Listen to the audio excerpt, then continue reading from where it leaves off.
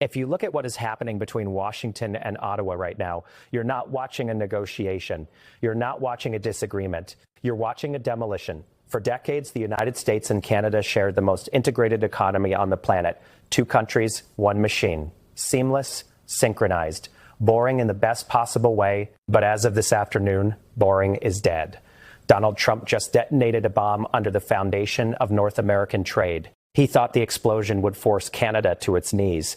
He thought Mark Carney would crawl to the phone, beg for a meeting, offer some face-saving concession, and let Trump parade around Mar-a-Lago with another trophy. He miscalculated. Carney didn't call. He didn't negotiate. He didn't send envoys. Instead, he walked into the House of Commons, looked directly into the camera, and announced that Canada is invoking emergency economic sovereignty provisions. He is nationalizing the negotiation. He is pulling Canada out of the current USMCA framework review entirely. And what he said next sent shockwaves through every trading floor on the planet. He said, and I quote, "Canada will no longer negotiate under threats. We will build new partnerships, and we will remember who stood with us and who tried to break us." The Dow futures collapsed within minutes. The Canadian dollar didn't just hold, it climbed. And the phones in the West Wing, they started ringing off the hook.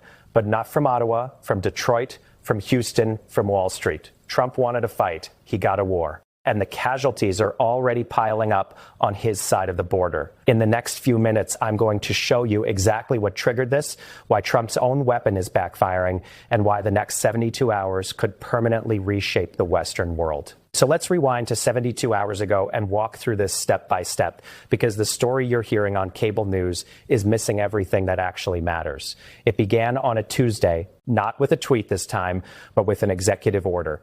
Trump signed an emergency directive at 8 a.m. in the Oval Office, flanked by his trade advisor and the Secretary of Commerce. The order imposed an immediate 35% tariff on all Canadian aluminum and steel, effective within 48 hours.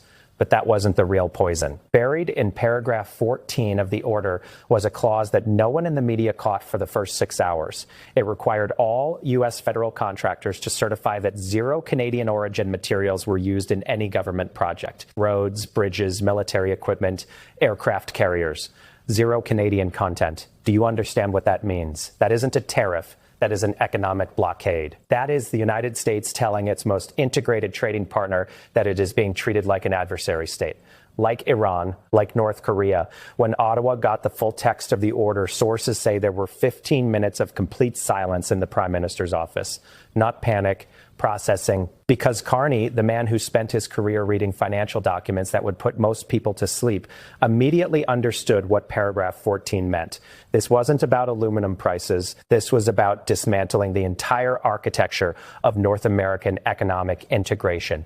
Trump wasn't squeezing Canada. He was trying to erase Canada from the American supply chain entirely. And Carney knew that if he accepted this, if he negotiated around the edges, if he asked politely for exceptions, Canada would be permanently reduced to a vassal economy, a resource colony with a flag. So he did the thing that nobody in Washington expected. He escalated, not with words, with action. Within 6 hours of the executive order, Carney convened an emergency session of cabinet. Within 12 hours, he was on the phone with every provincial premier, and within 18 hours, he announced the most aggressive economic counterstrike in Canadian history. 3 moves, each one calculated, each one designed to hit Trump exactly where it hurts most. Move 1. Canada announced an immediate export licensing requirement on all critical minerals leaving the country: lithium, cobalt, nickel, uranium, potash, the minerals that the U.S. needs for its electric vehicle strategy, for its defense industry, for its semiconductor ambitions. Canada controls massive reserves of these minerals, and with one regulation, Carney just put a lock on the door. He didn't ban exports. He's smarter than that. He created a licensing process that will slow every shipment by weeks. In modern manufacturing, weeks might as well be years. Move 2. Carney ordered the Canada Energy Regulator to begin a formal review of all pipeline capacity allocations flowing south. This is the nuclear option that everyone always said Canada would never use. 4 million barrels of oil a day flow from Canada into the United States. Refineries in Illinois and Oklahoma and Texas are specifically built to process Canadian heavy crude. They can't just switch suppliers. The engineering doesn't work that way.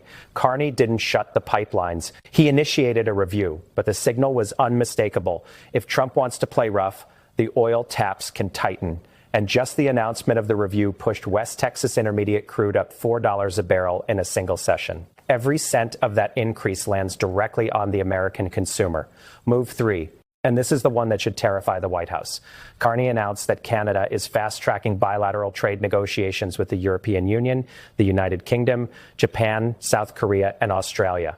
Not exploratory talks, not feasibility studies, emergency fast-track negotiations. He is building an economic lifeboat. He is telling the world that if the United States wants to isolate Canada, Canada will simply find new customers. And here is what makes this so dangerous for Trump. The world is lining up to help. Within 24 hours, the European Commission issued a statement expressing, and I quote, deep concern over unilateral trade actions that undermine the rules-based international order. The UK Trade Secretary called Carney personally. Japan's Ministry of Economy, Trade and Industry released a statement saying it welcomes closer economic ties with Canada. Do you see what just happened? Trump tried to isolate Canada. Carney flipped the board. Now it's the United States that's looking isolated. Let me show you the receipts because the numbers tell the story that the politicians won't. Receipt number 1. The auto sector meltdown. Within 48 hours of the executive order, General Motors issued an internal memo obtained by Reuters warning that a 35% tariff on Canadian steel and aluminum would add approximately $2,600 to the production cost of every vehicle assembled in North America. Ford paused a planned expansion of its Dearborn truck plant. Stellantis put 2,200 workers in Windsor on notice. But here is the detail that should stop you cold. Those 1,200 workers in Windsor, they build the transmissions that go into vehicles assembled in Belvidere, Illinois. If Windsor stops, Belvidere stops. If Belvidere stops, 3,500 American jobs evaporate. Trump signed an order to protect American industry. The order is destroying American industry. The auto supply chain crosses the U.S.-Canada border more than any other supply chain on Earth.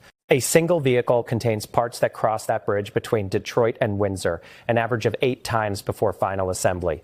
You cannot tariff that border without tariffing yourself. The CEOs know this. The workers know this. The only person who apparently doesn't know this is the man who signed the order. Receipt number 2.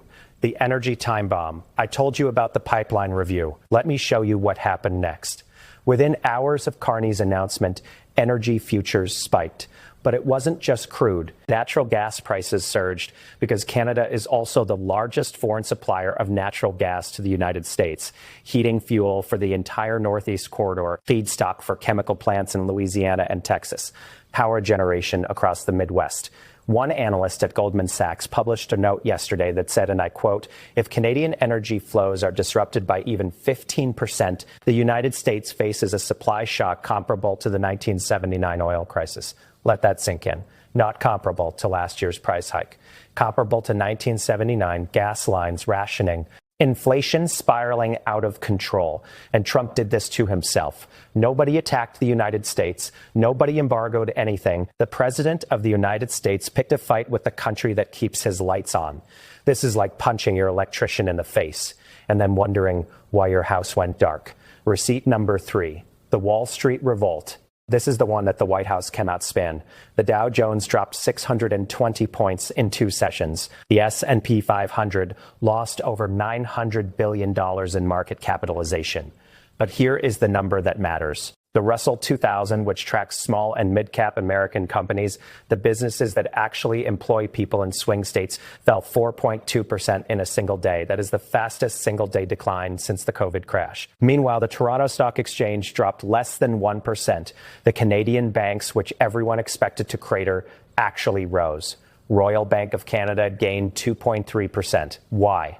Because the market looked at the 2 leaders, one screaming on social media and the other calmly presenting a 40-page economic contingency plan, and decided to bet on the grown-up.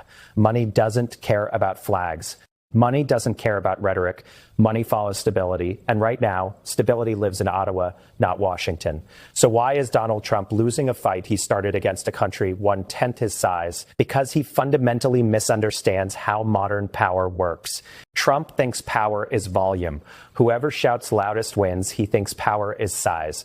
The bigger economy dictates terms. He thinks power is fear. If the other guy is scared, you've already won. But in the 21st century, power is connectivity. It's interdependence. It's the ability to make yourself essential. And Canada, quietly, boringly, without anyone noticing, made itself essential to the United States in ways that cannot be unwound with a signature on an executive order. You can't 3D print a pipeline. You can't overnight ship 4 million barrels of heavy crude from somewhere else. You can't replace 30 years of integrated manufacturing with a tweet. Trump is fighting a war with 1980s weapons in a 2025 economy. He thinks he can bully Canada the way Reagan could pressure smaller countries. But Reagan never depended on those countries for his energy, his minerals, his auto parts, and his clean water. Trump does. He depends on Canada for all of it. And he just told Canada to go to hell. What did he think was going to happen? Now, let's talk about Carney, because this is the part of the story that most Americans don't understand. You hear Canadian Prime Minister and you think Justin Trudeau. You think nice hair, polite speeches, maybe a little soft. Mark Carney is not Justin Trudeau. Mark Carney is a machine. He has a degree from Harvard. He has a doctorate from Oxford. He ran Goldman Sachs' operations in multiple countries before he turned 40. He became the governor of the Bank of Canada during the 2008 financial crisis and steered Canada through it so cleanly that the country didn't bail out a single bank, not one. Then the United Kingdom came calling. They asked him to run the Bank of England, a Canadian running the British Central Bank.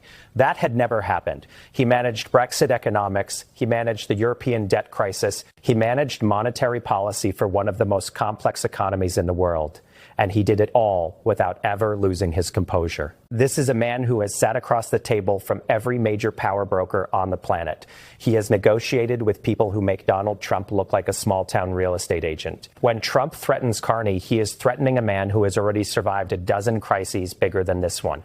Carney doesn't react emotionally. He reacts strategically. Watch the press conference again. Watch his hands. They don't move. Watch his voice. It doesn't waver. Watch his eyes. They don't blink. He is not performing calm. He is calm because he has already modeled every scenario. He has already run the numbers. He knows exactly how much pain Canada can absorb and exactly how much pain the United States cannot. And this is the asymmetry that Trump doesn't grasp. Canada is a country of 40 million people with universal health care, a social safety net, and a diversified resource economy. If times get tough, Canadians tighten their belts. They've done it before. The United States is a country of 340 million people living paycheck to paycheck with no universal health care, crumbling infrastructure, and a political system that punishes leaders the moment gas prices rise. Who do you think can endure more pain? Trump needs low gas prices to survive politically. Carney just threatened his gas supply. Trump needs the stock market to stay up to keep his base happy. Carney just helped crash it. Trump needs manufacturing jobs in swing states to win the next election. Carney just showed him that those jobs depend on Canadian parts. Every single pressure point that matters to Trump's political survival runs through Canada. And Carney knows the map better than Trump does because Carney literally used to draw those maps for a living. This is what happens when a deal maker picks a fight with a central banker. The deal maker thinks he's negotiating. The central banker knows he's doing math. And the math doesn't care about your ego. So where does this leave us? Let me give you 3 scenarios because the next 72 hours will determine which road we take. Scenario 1, the grinding freeze. Trump doesn't back down. Carney doesn't fold. The tariffs go into effect. The export licensing slows critical minerals. The pipeline review creates uncertainty. Both economies start to bleed. Prices rise. Factories slow. The border becomes a bottleneck. This drags on for months. Corporate America eventually revolts. Republican senators from border states start breaking ranks. A quiet deal is struck. Both sides claim victory. This is the most likely outcome. It's ugly, but it's survivable. Scenario 2. The escalation spiral. Trump, embarrassed by the market reaction, doubles down. He signs a second executive order restricting Canadian financial institutions from operating in the U.S. Carney retaliates by throttling energy exports. Trump invokes emergency powers. NATO allies start publicly distancing themselves from Washington. The dollar weakens. The global economy shudders. This is the scenario that the IMF is privately warning about. This is the scenario where real people lose their homes. Scenario 3, the realignment. Carney's fast-track trade negotiations succeed. Canada signs comprehensive deals with Europe and Asia within 12 months. Canadian oil starts flowing to new markets through expanded Pacific and Atlantic terminals. The U.S. loses its preferential access to Canadian resources permanently. The North American economic machine is dismantled and rebuilt as two separate systems. This is the scenario that takes years, but once it starts, it cannot be reversed. And here is the terrifying truth. We are currently on the border between Scenario 1 and Scenario 2, with the early seeds of Scenario 3 already being planted. So why should you care? Maybe you're watching this from Texas and you think Canada is irrelevant. Maybe you're in Florida and you've never thought about where your gasoline comes from. Maybe you're in Europe and this feels like someone else's problem. It's not. The U.S.-Canada economic relationship is the single largest bilateral trade relationship in the history of the world. $900 billion a year crosses that border. 400,000 people cross that border every single day. If that relationship breaks, the shockwave doesn't stop at the border. It hits global supply chains. It hits energy markets. It hits food prices. It hits the interest rate on your mortgage. This is not a story about two leaders having a disagreement. This is a story about the architecture of the modern world being tested to its breaking point by a man who thinks he can bully his way through physics. You can't tariff your way out of interdependence. You can't tweet your way out of a supply chain. You can't executive order your way out of geography. Canada is there. It has always been there. And everything you depend on flows through it in ways you have never had to think about until right now. Mark Carney just taught the world something that no one expected to learn from Canada. You don't have to be the biggest country to be the most dangerous opponent. You just have to know where the wires are, and Carney knows where every single wire is because he helped build the system, he helped install the wiring, he knows which breakers to flip, and he just put his hand on the switch. The question is whether Trump is smart enough to stop before the lights go out or whether his ego will walk us all into the dark. Do you think Carney is saving Canada's future, or is he gambling with the entire global economy? I want to hear your take. Drop it in the comments. I read every single one. And if you want to know what happens when the markets open on Monday, because they will react, and it will not be pretty, make sure you subscribe. The next 72 hours are going to be historic. Stay sharp, stay informed, and whatever you do, don't look away. The world is changing while you watch.